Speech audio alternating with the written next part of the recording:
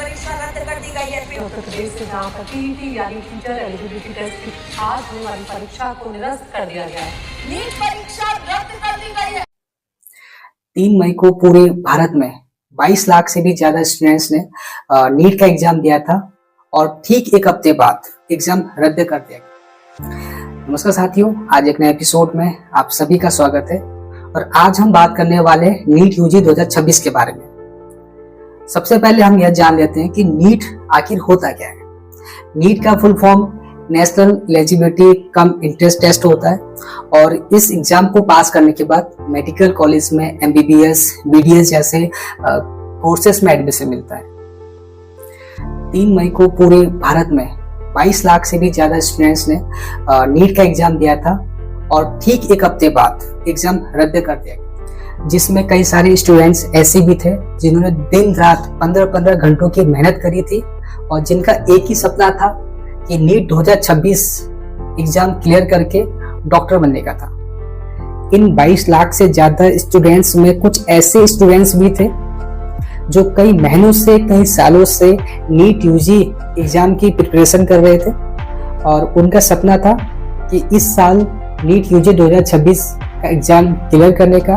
उनका जो दिनचर्या था, घर से स्कूल, स्कूल से घर, घर से कोचिंग, कोचिंग से घर, बस यहीं तक सीमित थे। ना ही कोई फैमिली फंक्शन अटेंड करी, ना ही कोई पार्टी अटेंड करी, ना ही फ्रेंड के साथ ओकेशन में गए और ना ही फैमिली के साथ।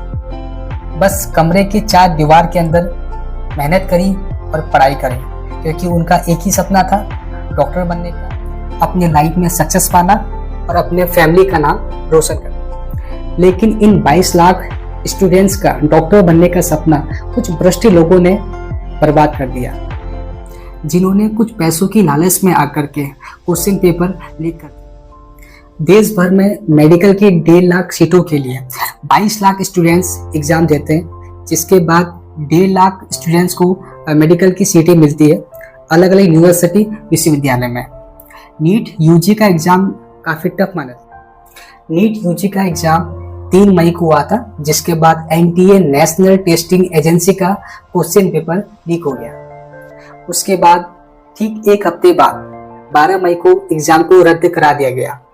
एनटीए ही देश भर के लाखों स्टूडेंट्स को मेडिकल, इंजीनियरिंग जैसे बड़े एग्जाम कराती है। पेपर लीक होने के बाद जब जांच शुरू हुई तो पता चला कि उस पेपर को 15-15, 20-20 लाख में बेचा जा रहा है और कुछ ऐसे स्टूडेंट्स भी हैं जो उस पेपर को 10 लाख में खरीद रहे हैं और उस पेपर की कॉपी को 15 लाख में बेच रहे हैं। इससे पता चलता है कि हमारा सिस्टम कितना मजबूत है। पेपर लीक पहली बार नहीं हुआ है, इससे भी पहले बड़े बड़े एग्जाम, यूपीएससी और नीट जैसे बड़े एग्जाम के पेपर लीक हुए हैं और पिछले 10 साल के रिकॉर्ड में 89 बार एग्जाम के पेपर लीक हुए हैं और 48 बार दोबारा एग्जाम करवाए गए। पेपर लीक होने के बाद 12 मई को एग्जाम को रद्द करा दिया गया और जांच शुरू कर दी गई है।